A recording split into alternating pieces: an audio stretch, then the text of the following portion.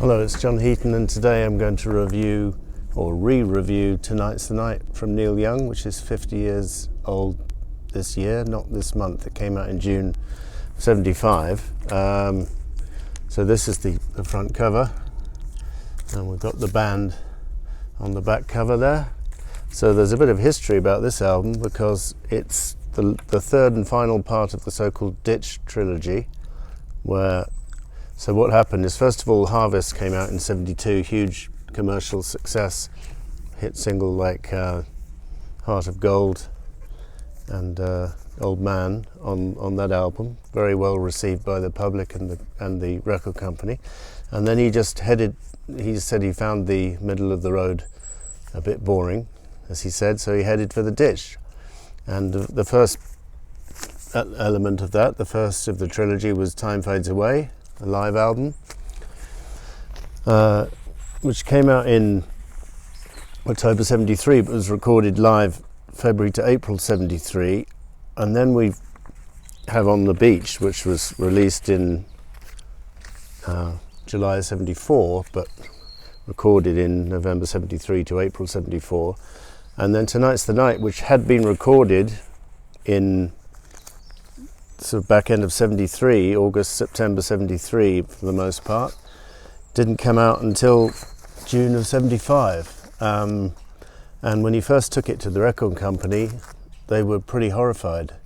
But they were, as Neil said, imagine what it's like listening to Tonight's the Night in some corporate office at 1 o'clock in the afternoon. And not particularly loud volume, presumably. So this album needs to be listened to, I think, in the evening and pretty loud, and one needs to appreciate the subject matter of the lyrics, and maybe the record company didn't. And there's a famous executive from Reprise Records who said, "Neil, if you want to put it out, put it out." We put out Time Fades Away, that didn't do very well. We put out On the Beach, that didn't do very well. And if you put this out, it might just be the end of your career. I'm paraphrasing a bit, but Neil said, "Oh, I want to put it out immediately because I think it's good." And I'm glad he stuck to his guns, because the record company, as so often, were completely wrong. And this is an absolute classic album. So I'm going to talk about the songs in a minute, but let me just say that the album is 44 minutes 52 seconds long, so quite a long album. It features, I'll tell you about the musicians in a bit, but it's basically a tribute album to two close friends who both died of drug overdoses. Danny Whitten, who was a member of Crazy Horse, and Bruce Berry, who was a roadie, who I didn't know was the brother of Jan Berry of Jan and Dean fame. And they both OD'd in the months and weeks before Neil wrote the songs. So this album is all about the processing of grief, and in terms of that, I was reminded of Lou Reed's Magic and Lost. It's on a par with that album as far as I'm concerned. John Lennon Plastic Ono Band, Blood on the Tracks, similarly very personal albums dealing with sorrow and pain. And I remember listening to this album loud with my friend Will Turner, who sadly passed away about a year after we were listening to it, and we were listening to Come On Baby Let's Go Downtown really loud and trying to emulate the harmony which Danny Whitten does, with Neil doing the top harmony vocal. And I was also reminded when listening to this album last night in preparation for this video of the song Moonshine by Bob Dylan, which has just been released today. I think it was previewed a few days ago, and I think it was maybe on a previous bootleg album, but the bootleg series volume 18 has got a song called Moonshine, which is about a moonshine whiskey guy, and it's very very poignant, very well sung. I think it's traditional song. I don't think he wrote it, but this album is about drug addiction. That song Moonshine is about a different kind of addiction, alcohol, whiskey. Anyway, so what am I going to talk about the songs now? Well, Tonight's the Night. It's actually a very sort of low-key opener. a very strange choice to open an album in terms of it's not very commercial, it's not a catchy single or anything like that. It's just heavy, the words are heavy. He's talking about tonight's the night, presumably when his friends are going to die, and he even mentions Bruce Berry in the lyrics, and it's pretty heavy. As I say, it's not my favourite song. It's quite a difficult listen, this song actually, and the reprise of it at the end of the album.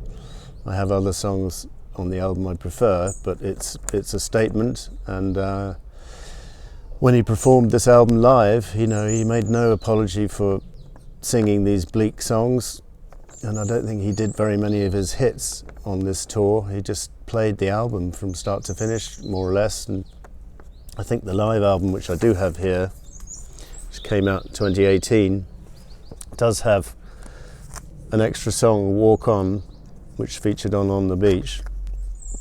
But it's the album, basically, other than that, it's the album recorded live at the Roxy.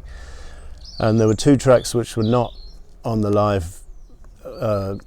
But by the way, this is a studio album, it's not a live album. It might sound like a live album because I guess it didn't take very long to record by the sound of it. It's very sort of not laboured over in terms of the production. You can almost imagine them getting the songs down in 1 day or 2 days. But anyway, the next song, Speaking Out, is a beautiful piano ballad, and one thinks of previous piano ballads like After the Gold Rush. Neil's on the piano for this one, and there's a great guitar solo from Neil Lofgren towards the end of the track, just wonderful, and a very moody song. And then we have a sort of upbeat song, Word on the String, with Neil on great form, as he is throughout this album, great form on electric guitar. He said that following Danny Whitten's death, he had to really play rhythm guitar a lot more than he had done, and this is a good example of that. And when Neil plays electric guitar, he really rocks out, and he's got a great feel for the instrument, and as he has for the piano as well. And Borrowed Tune again features Neil on piano, and it's an amusing song, actually recorded a bit later than the concerts I mentioned, than the studio sessions I mentioned. December 73, I have a date here, and it's obviously borrowed the tune from Lady Jane, the Rolling Stones songs, and he even admits it in the verse. He says, I'm singing this borrowed tune I took from the Rolling Stones, alone in this empty room, too wasted to write my own. Great line. Then we've got the famous 1970 recording of Neil Young, Crazy Horse, singing Come On Baby, Let's Go Downtown. Danny Whitten wrote the song, he's on lead vocal with Neil on backup. And this song was featured on the Live at the Fillmore album, which came out later. And with an introduction, Neil actually introduces the song, so it's a few seconds long. Otherwise, I think it's more or less the same take that we have here on this album. So that track was live. And then Mellow My Mind is just a beautiful way to end side 1. And then side 2, roll another number for the road.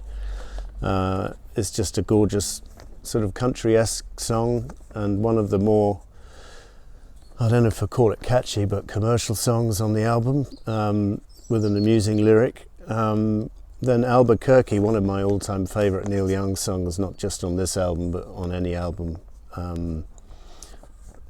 And the first verse, they say that Santa Fe is less than 90 miles away. Well, I got time to roll a number and rent a car. Albuquerque. And not sure what he was doing in Albuquerque, but he decided to drive to Mexico. So I'll stop when I can, find some fried eggs and country ham. Find somewhere where they don't know who I am. It's a great song about escape.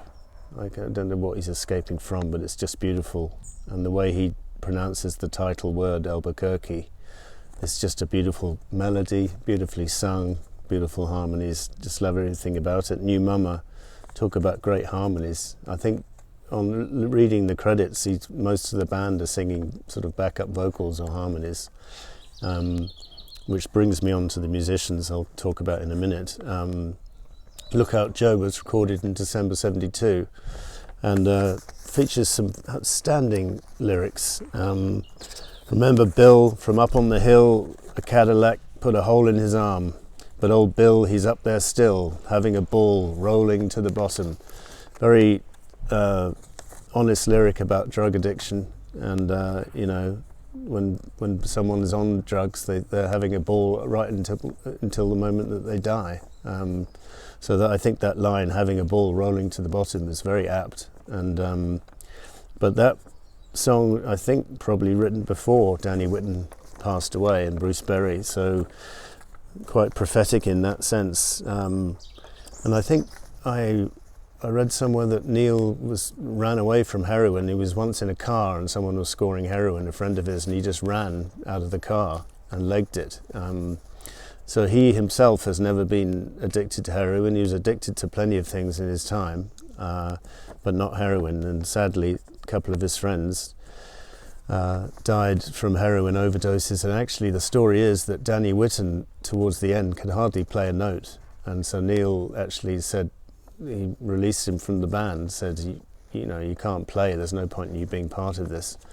And that very night, Danny Whitten OD'd. So you can imagine the guilt that Neil Young felt. And it all comes out in these words. And as I was listening to a podcast, what's the name of the podcast?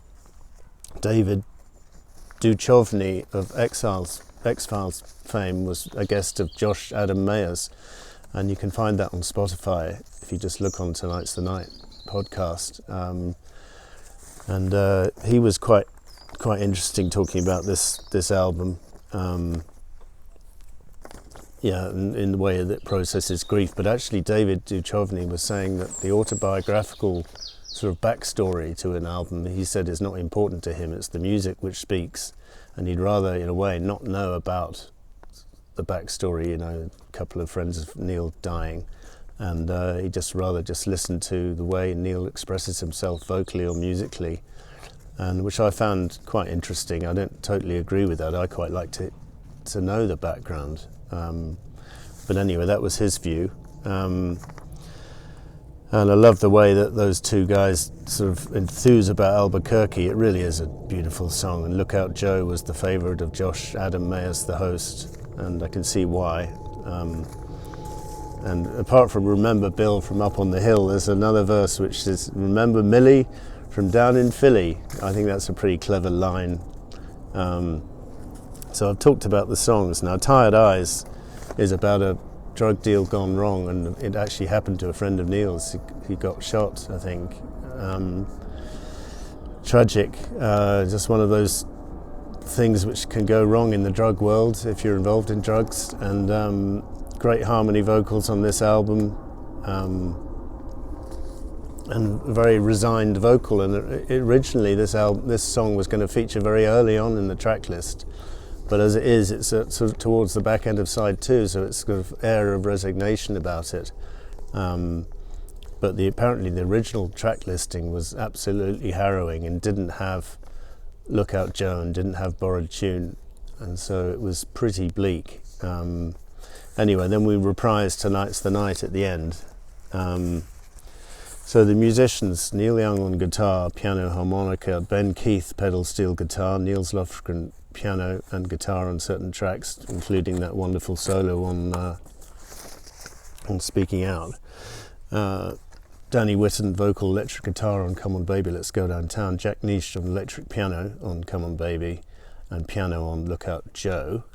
We've got Billy Talbot on bass, Crazy Horse, of course. Tim Drummond on bass for Look Out Joe only. And Tim Drummond, famously bass player on Bob Dylan's Slow Train Coming, Saved and Shot of Love trilogy.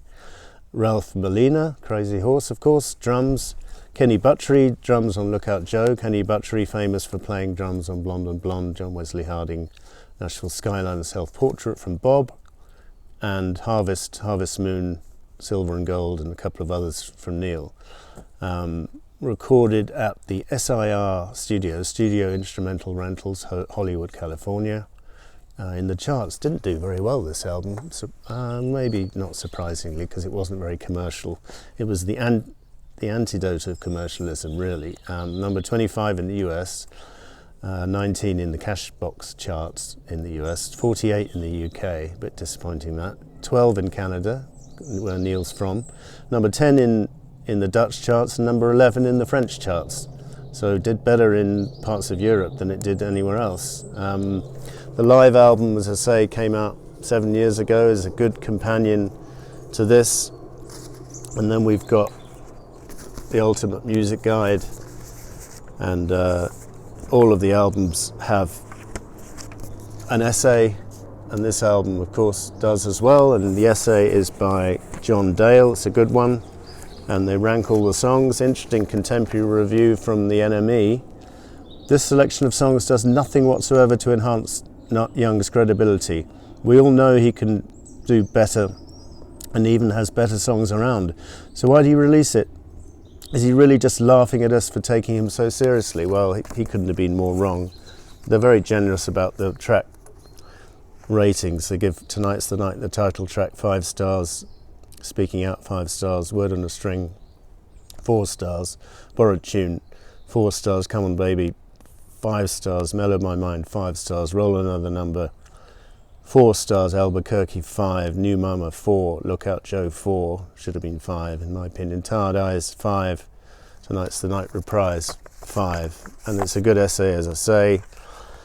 And I think it's Neil at his peak during this period. In fact, from 72, from Harvest up until Rust Never Sleeps, I think that was his golden period. Very similar actually to Elton John's golden period. And it's just a matter of opinion which your favourite is. I mean, I remember my friend Sean Bodie had On the Beach in his top 10 albums of all time. I remember being in a pub, the Chandos, in the West End of London with Dave Bloomfield and Sean Bodie, both no longer with us sadly, and we were debating which was better, Comes a Time or Rust Never Sleeps, and it was a difficult one. They didn't have an immediate answer, but that sequence of albums, and James Griffiths, I know Zuma is your favourite. I wouldn't like to pick which mine is, but Tonight's the Night is definitely in my top 3, probably along with Rust Never Sleeps and Comes a Time. But that sequence of album from Harvest, Time Fades Away, On the Beach, Tonight's the Night, Zuma, American Stars and Bars, Comes a Time, Rust Never Sleeps, 1, 2, 3, 4, 5, 6, 7, 8 albums in the space of 7 years. That's pretty good going. And so that was Neil Young, Tonight's the Night, 50 years old this year. Thanks for watching. See you next time.